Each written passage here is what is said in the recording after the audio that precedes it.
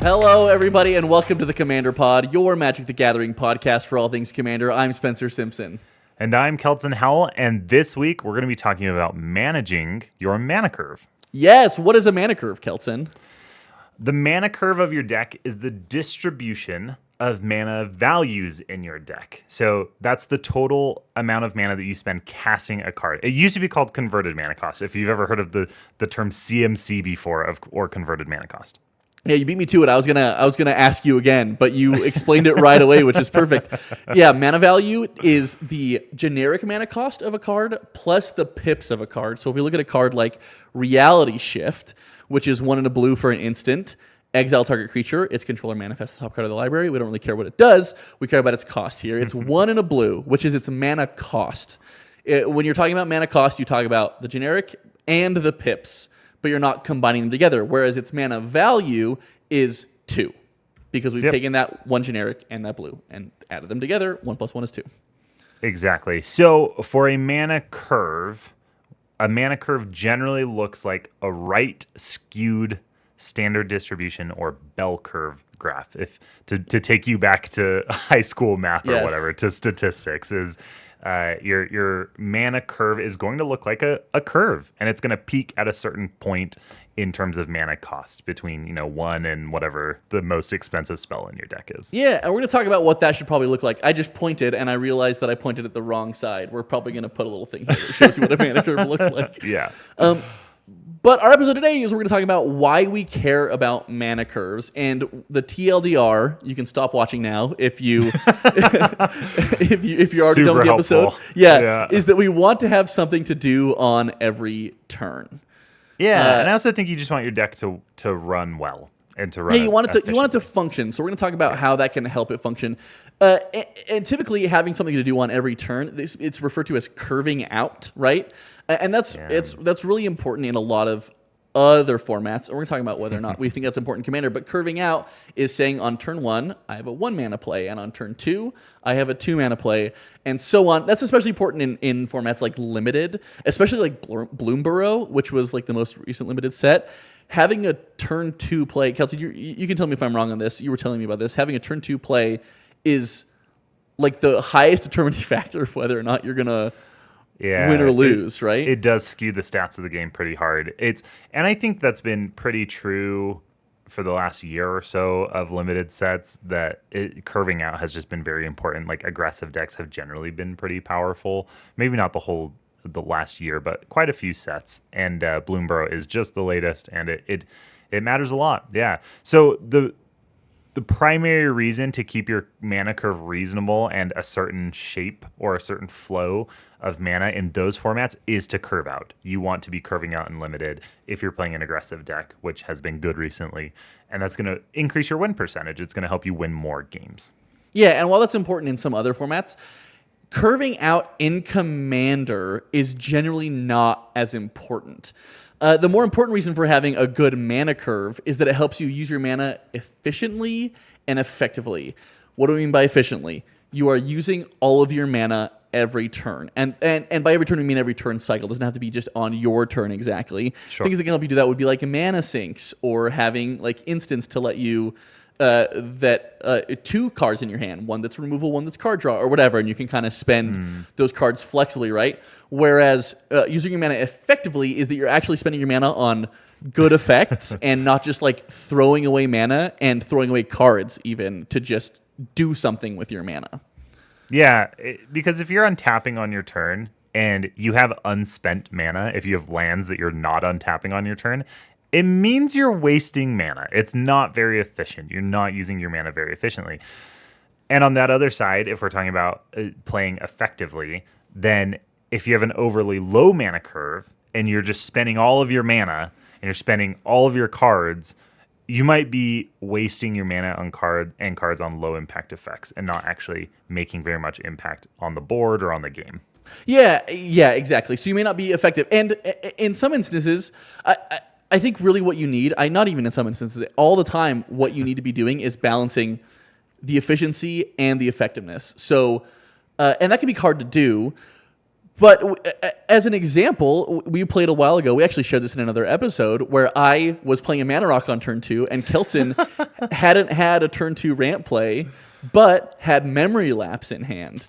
Yeah, Spencer won't let me forget this. It was it was a very mean move. But what I was looking at was a hand with multiple pieces of interaction. I just had drawn a hand that had a lot of interaction, and I didn't want to waste my mana. I didn't want to, untap with untapped lands. And so I just used the interaction on the next available thing. And I think that is an example of using your mana efficiently, but not effectively. I don't think you just need to burn interaction just because you have it and because you have open mana. I could have waited for way later in the game for a time that spell was actually useful. Yeah, exactly. So efficiency is not king. Effectiveness is not king either, right? We're trying to find it has to be a balance. A marriage of those. So the idea is that you want to spend your mana, and ideally spend all of your mana each turn, right? Again, not necessarily on your turn, but each turn cycle. But you don't want to waste your mana. Yeah, or cards. Right, or cards. And so having an appropriate mana curve helps you do this because you can play a 3-mana spell when you have 3 mana available and help you not play 3 1-drops, right? when you have that 3 mana. Absolutely. So we want to talk about what an appropriate mana curve looks like. And this probably does depend on several factors, the biggest being maybe the power level of your deck and then also the strategy of your deck. But as you move up in power level, the peak of your mana curve, so where you have the highest number of cards in a given mana value slot, is generally going to get lower. So lower power decks might peak at 3 mana. A mid-power deck might peak at like 2 mana, and a high-power deck often can peak even at 1 mana. So that's not to say that your decks at those power levels need to hit those peaks. Just as an illustration, it can move lower down the line as you increase in power level. Yeah, and that's not actually like a target for deck building, right? Like Hilton was saying, not all low power decks should peak at 3 and mid at 2 and high at 1 necessarily. But as you're building decks at these power levels, what will often happen is that your mana curve can start taking that shape pretty naturally as you're putting in cards that are at that power level, especially some things like interaction, right? Like interaction is inherently more powerful as it moves down in mana cost, right? Like something like Force of Will technically costs 0 mana because you can throw away a card, right? But you're not going to play that in a low power game, but it will move your curve down. And that's another issue. We can talk about that later because it technically costs 5 mana actually, but we'll talk about that later. Sure, but I am just always surprised at how naturally it starts forming that way when I'm building a deck. I'll kind of like look at the mana curve maybe halfway through building a deck and I'll notice, it kind of roughly has that shape that I'm looking for. And then I use the opportunity for the rest of my deck building to kind of trim it and kind of shape it into the shape that I actually want and that I think is going to play really efficiently.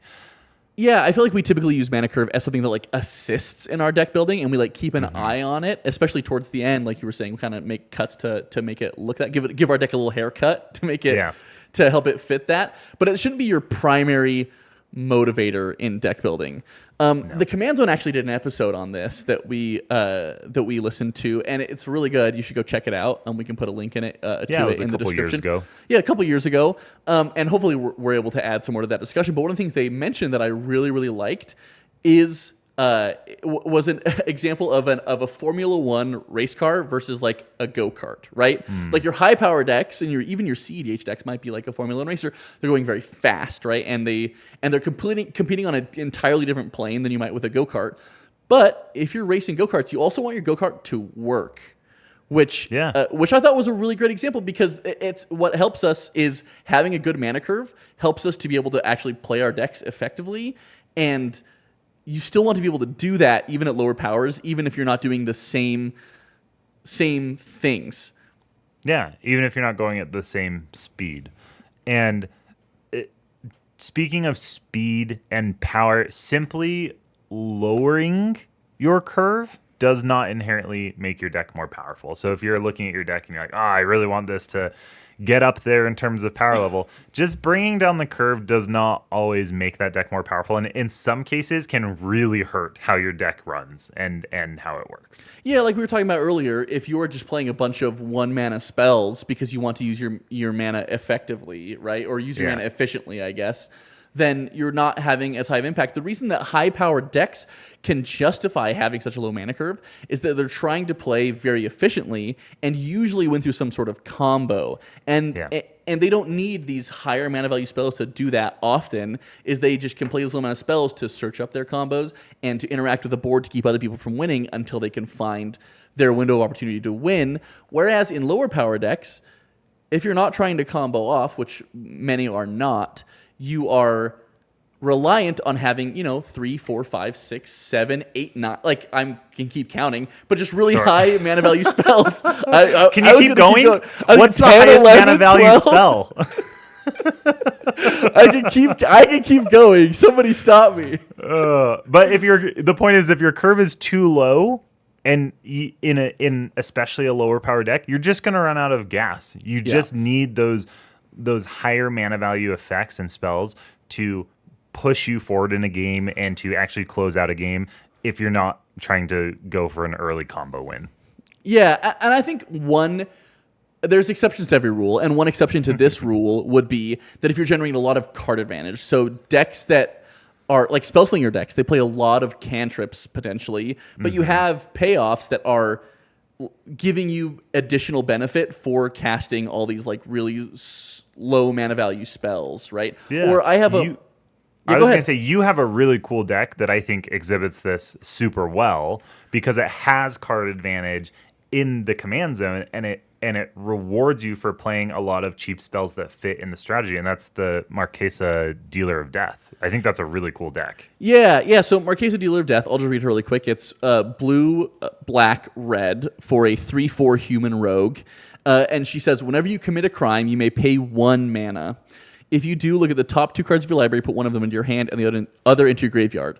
So what makes Marquesa very good and lets me be able to play a lot of low mana spells is the fact that each low mana spell, if I pay 1 additional mana, replaces itself. And not only replaces itself, but gives me the better of the next 2 cards. Yeah, 1 additional mana gets you cantrip plus status on every spell that you are casting. That's crazy. Yeah, which allows me, the curve is quite low. In fact, let me, I can pull up my deck list here really quick, and we can look at where the curve peaks. Yeah, it peaks at 2, but like it's close to peaking at 1. Like it plays a really low curve that peaks very high at 1 and 2, and that's just because the deck is trying to churn through, and it's not necessarily trying to win through some sort of infinite combo, but it's trying to get a lot of value from casting a lot of spells. And so again, the exception to the rule, it is these types of decks, but keep in mind the rule, which is that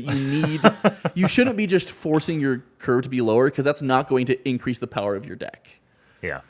I think it's those 1 to 3 mana spells that get your deck going, and then it's the like 3 to 5 or 3+ mana spells that keep your deck going, especially in lower powers. So generally, mana curves are going to peak at around 2 or 3, which means that the plurality, if not the majority, of the non-land cards in your deck are going to be 2 to 3 mana spells. Yeah, 2 to 3 combined, and even each of those might have a plurality individually of the cards in your deck as well. Sure. Like they'll have a ton.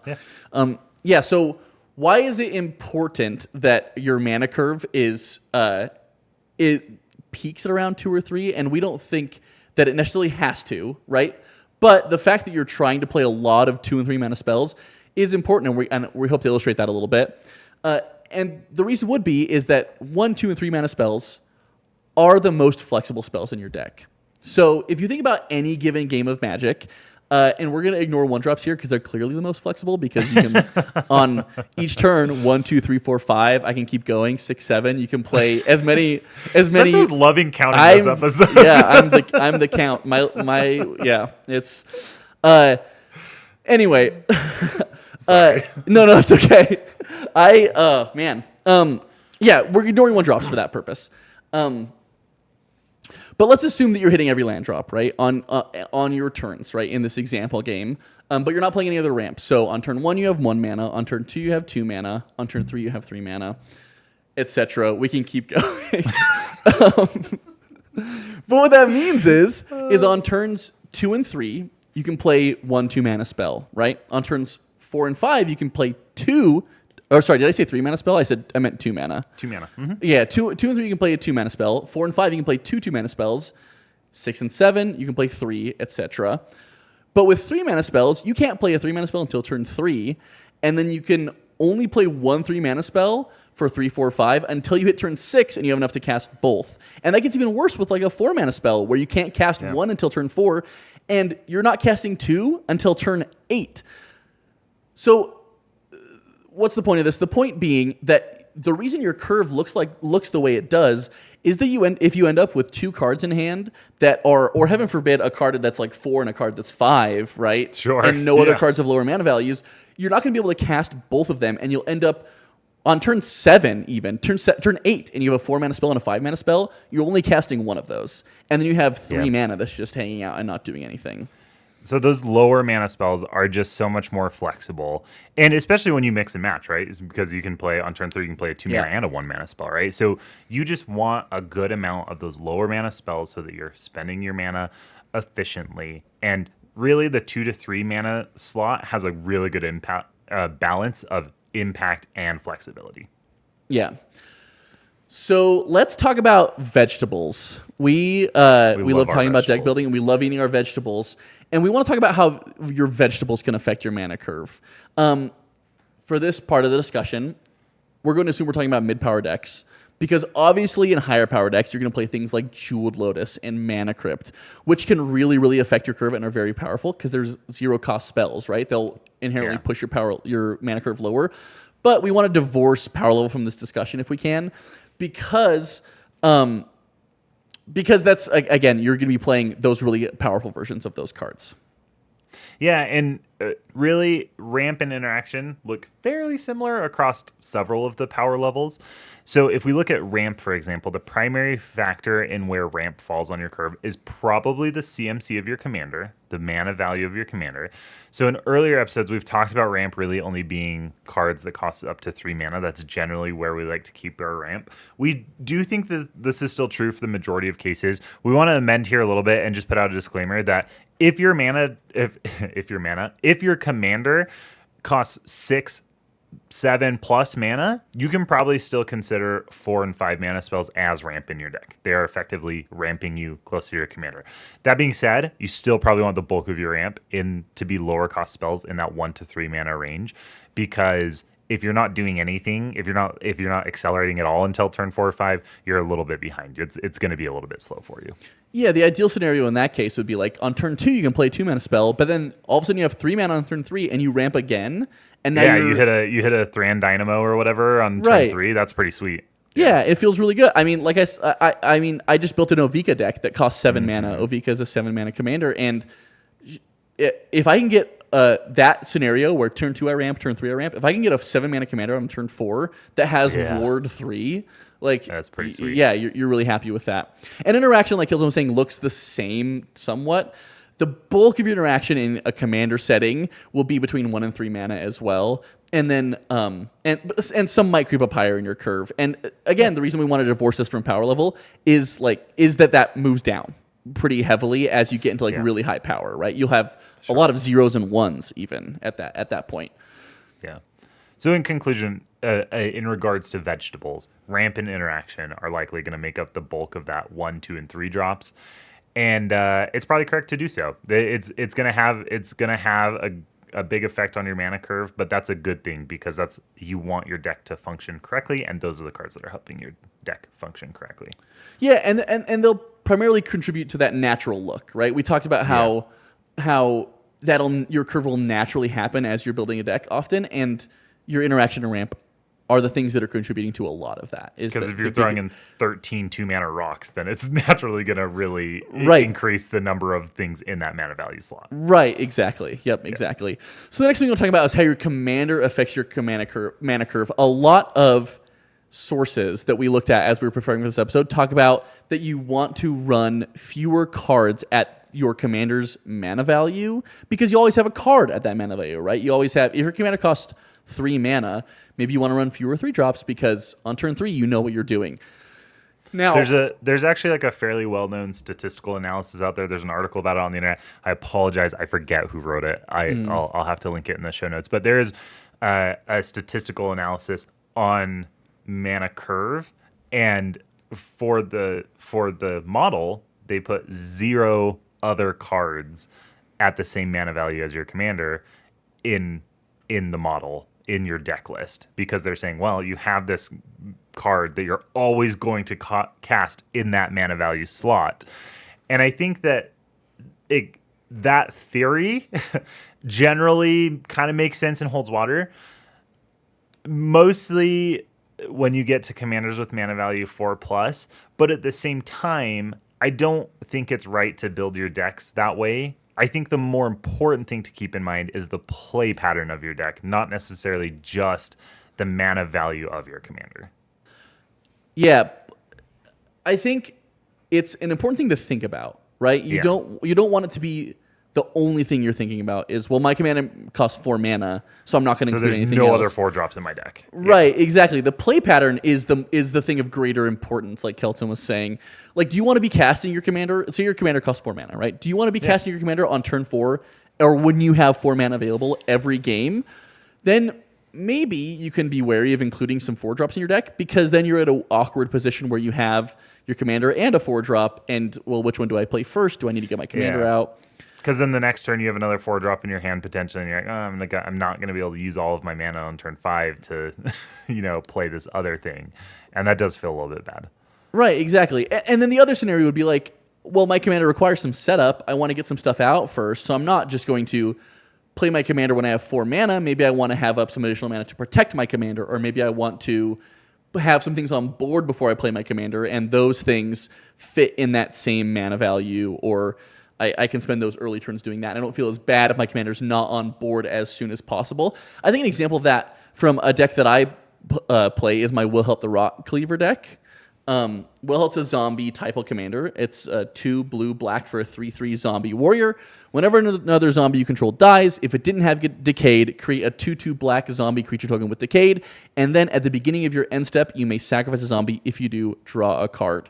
So with Wilhelt, I don't want to just get 4 mana as fast as possible and then cast Wilhelt. Now, sometimes that's fine. Like if I have like a Dark Ritual or something and I can get a turn to Wilhelt, that feels pretty good. But Wilhelt's not doing much for me until I have other zombies on the battlefield to sacrifice to draw cards and get Decayed zombies. And so I'm typically not just ramping on turn 2, playing Wilhelt turn 3. And I even have other spells that I may want to cast at that mana value as a result of that, because I'm not trying to just run out Wilhelt as fast as possible. One example would be like Necroduality. Will you read Necroduality, Kelton? Yeah, it is 3 and a blue for an enchantment. Whenever a non-token zombie enters the battlefield under your control, you create a token that's a copy of that creature. Yeah, it's awesome. It's like Anointed Procession for zombies, right? For non-token zombies, I guess. Sure. What deck am I going to play this in aside from my zombie deck? And it's obviously a very powerful piece in this zombie deck, but it's not something I want to be holding on to in my hand. I'd rather have that on the battlefield before I have Wilhelt out. And so the idea here is that the play pattern of my deck is not play Wilhelt turn 4, or else I might start thinning out some of those 4-drops instead. Right? Sure. Yeah, absolutely. So keep in mind, as you're building your deck, as you're adjusting your mana curve, keep in mind not only the mana value of your commander, which is important, but also what is the play pattern of your deck and what do you actually want to be doing in each of those slots on each of those turns. Yeah. So let's get down to the meat of this episode, which is how can we actually manage our curve, right? So we've done all this talk about what a mana curve looks like, how your commander affects your mana curve, what vegetables fit in your mana curve, how it affects power level, yada, yada, yada. We're going to be talking about how you can help your curve do more work for you in your decks. And the first thing we want to talk about is actual versus effective mana value of cards. And what we mean by that is that the actual mana value of a card, the mana value you see in the top right, the combination of the generic mana value plus the pips, or the generic cost plus the pips in the card, may not be actually the effective mana value of the card. You're going to be spending less to do that. It might be discounted, or there might be other things contributing to how much that costs. And I think a prime example of that is Blasphemous Act, like the ultimate example of something that has a lower effective mana value. Kelson, will you read Blasphemous Act? I feel like I'm talking way too much. Sure. It is 8 and a red for a sorcery. This spell costs 1 less to cast for each creature on the battlefield, and Blasphemous Act deals 13 damage to each creature. So if you put this in your deck in Moxfield, this is going to show up as a 9 mana spell in Moxfield. It's going to show up in that 9 mana slot in your mana curve.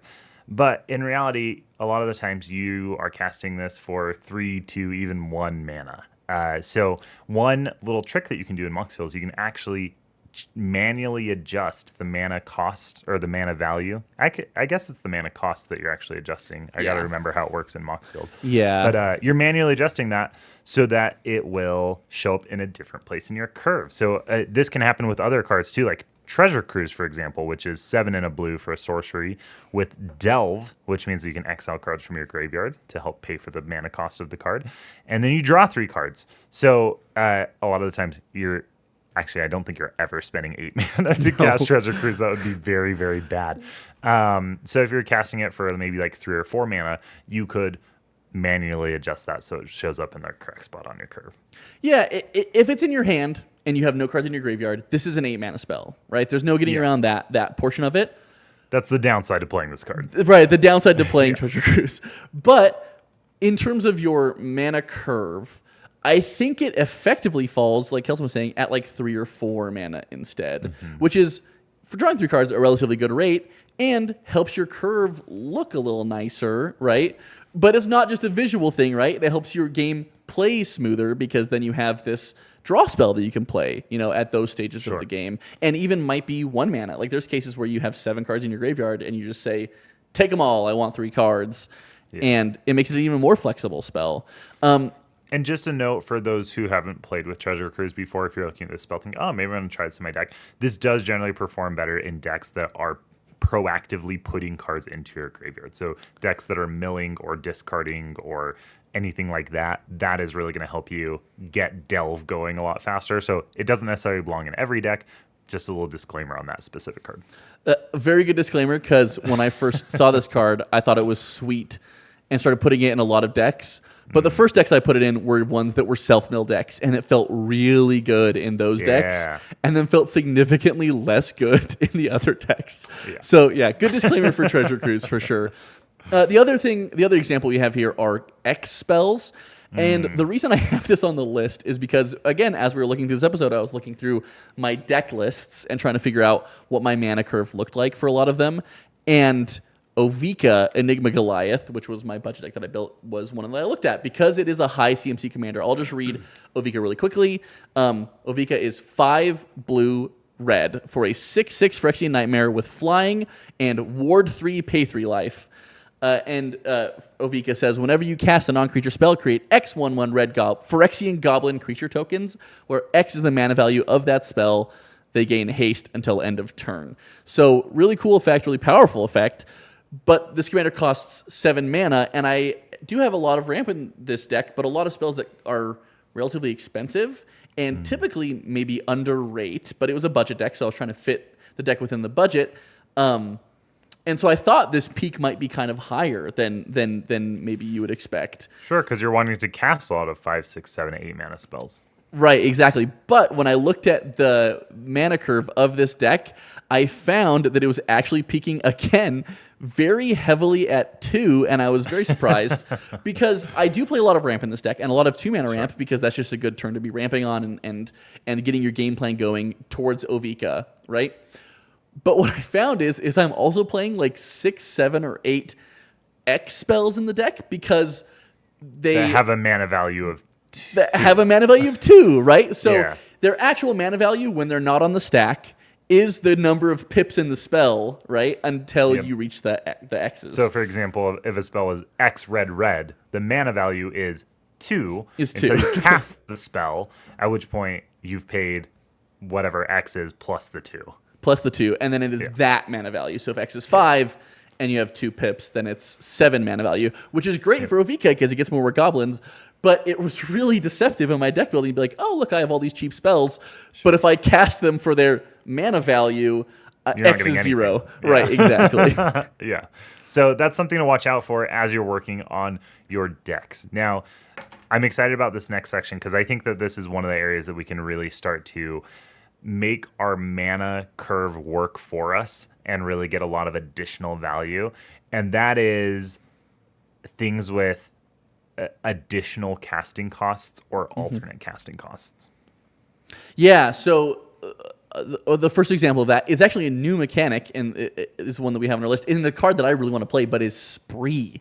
So Spree is a mechanic from Outlaws of Thunder Junction. I always mess it up because it was Murders at Karlov Manor and then Outlaws of Thunder Junction. But we could even read this card right here. It's Final Showdown. So the way Spree, we'll just read it. I'm sorry. I keep getting sidetracked. I'm so excited about Spree. So Final Showdown has a mana value of white with a little plus symbol next to it in the top right, which is kind of an indicator of Spree. But its mana value is always white, interestingly, even no matter what you choose for Spree. Always white. But its effective mana value is a little different because you have some options. So the way Spree works is so it's 1 white. It's an instant, and it has Spree, which says choose 1 or more additional costs. So you do have to choose 1, but you can choose any number of these. And it is 1 generic mana. All creatures lose all abilities till end of turn. So that's 1 white and 1 generic. You can choose to pay another generic or just this other generic by themselves. This is hard to explain. Yeah, you can just mix and match. You can choose any of the modes. You can choose any number. So the next one for 1 mana, it's all creatures lose all abilities until end of turn. 1 mana, choose a creature you control, it gains indestructible until end of turn, and 3 white, destroy all creatures. See, but you almost said 1 additional, and so it makes I almost said it. I stopped myself. It's a new mechanic. We're still getting used to it. Yeah, I have played with Spree in a Commander game before. Let me tell you, it felt awesome. Yeah, it was really nice to be able to have the flexibility of there was a specific effect on the card that was the reason I put it in the deck, but at the point that effect was valuable and I needed to use it, I also just had extra mana, so I just got extra value out of the card, and that was really cool. Yeah, you can cast it for its lowest mana value and have whatever base effect, and sometimes you might want it with worse versions of Spree. You may not want it as much, and you may want just the 1 version. Final Showdown is one of the better Spree cards, and each of these are pretty effective, but it essentially fits at multiple places on your mana curve, right? So this is actually a 2 mana spell, or a 6 mana spell, or a 7 mana spell, or an 8 mana spell. Yeah. Because you can choose all of them, which is really cool for the reasons we talked about earlier, which is that you need those high mana value spells to close out games. And if this can fit there and also in my 2 mana slot, which is one of our most flexible, like we talked about, that's really good. Another ability that I think we really like that allows you to manipulate your mana curve in a way and kind of play a card at multiple different spots is Channel. I know one of the cards that you really like is Colossal Sky Turtle. Yes, it's also like one of the best. It's an absurdly good channel effect. Sure. Colossal Sky Turtle. Should I read it? Please. Yeah. Yeah. So it is. I messed up Spree so badly, so thank you for trusting me with Colossal Sky Turtle. Yeah. Colossal Sky Turtle is 4 green, and a blue. So a mana value of 7. So it fits there in your mana curve for a 6/5 turtle, an enchantment creature turtle with flying and ward 2, and it has 2 channel abilities. The first channel ability is 2 and a green, discard Colossal Sky Turtle, and you can return target card from your graveyard to your hand. So for 2 and a green, you have a virtually uncounterable Balaged recovery. Because which it's is an awesome. ability. Because it's an ability. It's not a spell. Because it's not a spell in this. Yeah, that's cool. Well, yeah, it's really good. It uses the stack. But It uses the stack, but it's not a spell. And then the next one is one in a blue discard Colossal Sky Turtle, because that's you always have to discard for a channel cost. Return target creature to its owner's hand. So now you have a removal spell. Wow. Stapled Yeah, to that's Colossal pretty Sky Turtle. sweet. It's good. And so you Yeah. have on one card a 2-mana spell, a 3-mana spell, and a 7-mana flying Which you're ward, probably 7-mana usually beater. not using. Yeah. Probably usually not using, but like at the later stages of the game, Totally you can. just- if you need to block down a dragon, yeah. I mean, you it's a can big just beater put with it out ward there. too. It's solid. Yeah. That is really cool. I think there's a lot of really cool channel cards. That is a mechanic that I hope returns. I hope that we get Yeah. more channel cards because I think they're pretty sweet. Yeah, I do think it's an easy mechanic to break. I think they're probably a little. They were very careful the first time. The channel lands are Yeah. just really good. They're very good. And the last one here, there are probably more. The last one we're going to talk about are adventures. And this first Yeah. one is actually not really a great example of fitting at multiple spots in your curve, except for the well, because you can't cast something. Can you cast something and then cast it from its adventure on the same turn, or do you have to wait a turn? On a later. Oh no, I think so. Plot is on a later turn. I think you can cast an adventure and then just cast the other one Because immediately. plot and So- foretell are both later turns. Oh, wait, yeah, but this one just says you may cast the It creature later. later from exile. Okay. So the card that we're talking about is Murderous Rider. Yes, sorry. 1 black for a zombie knight. It has lifelink. It's a 2/3, and when it dies, you put it on the bottom of its owner's library. It's like a little underrated. It's not like particularly great, but it has an adventure, and an adventure is an additional mode of a different mode of casting the spell. This one, for example, Swift End. 1 black for an instant adventure. You destroy target creature or planeswalker. You lose 2 life. Then you exile the card, and you can cast the creature later from exile. So I get what you were saying about like maybe this is a little misleading in the sense that the adventure is actually the same cost as the creature, so it's not Yeah. allowing you to cast it at 2 different places in your curve. But what it is doing is you can cast this on turn 3, and then maybe on turn 5, if you have a 2-drop and nothing really else to do, you could play the 2-drop and then cast this for 3 from exile. So it is still filling in, I think, the rest of your curve on later turns, which is really cool. Yeah, well, and it also can turn into like, I mean, it's 4 black clips to do both of them in the same turn, but it can turn into like a 6-mana spell. noxious Gear Hulk or whatever, right? Oh, yeah. Yeah, like totally.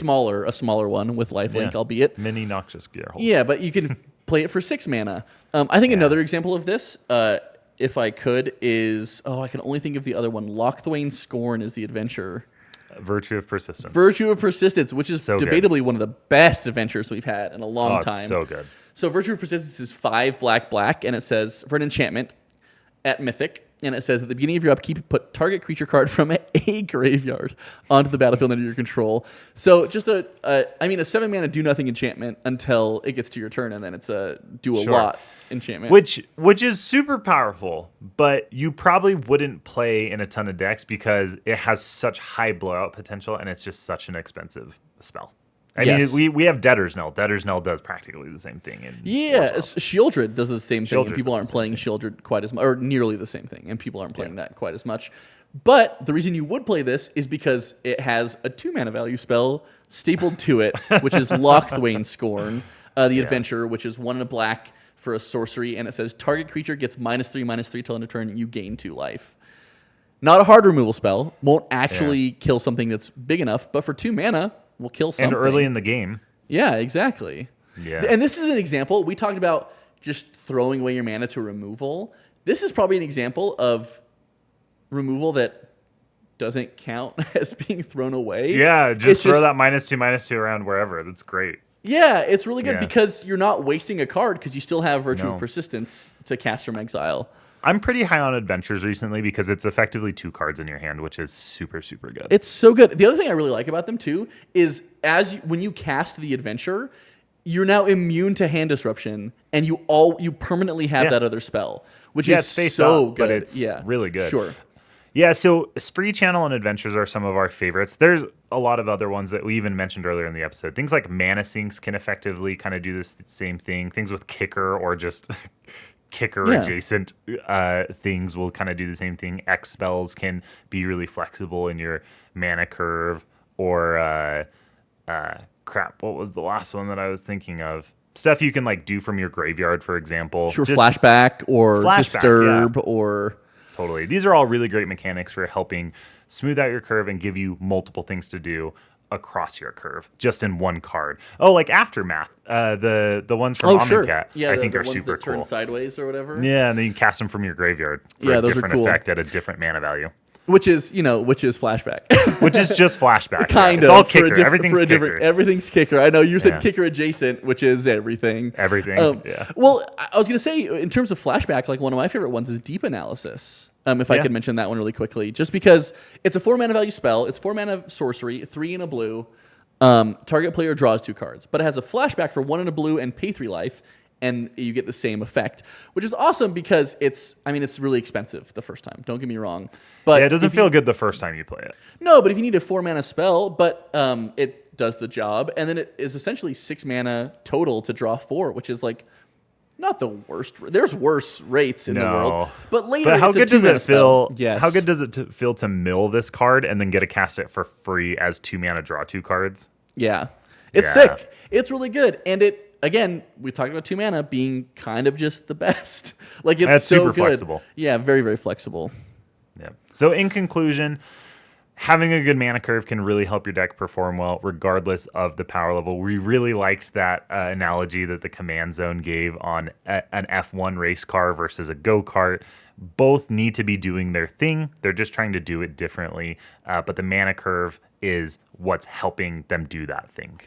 Yeah, ideally, a good mana curve gives you things to be doing at every stage of the game. I jokingly wrote in here that we're here to take game actions because Kelton teases me about really liking to take game actions, which is totally the pot just pointing his finger at the kettle because I have a Brago deck that takes 1,000 game actions. Yeah. Yes, exactly. But an appropriate, I think I should say, mana curve will help you be able to play more Magic, which is what we're all here to do. Absolutely. So thank you all for listening. Please like and subscribe to get notified of our weekly Commander content. You can find us on thecommanderpod.com. You can always reach out to us there. And until next time, remember to always pay the one.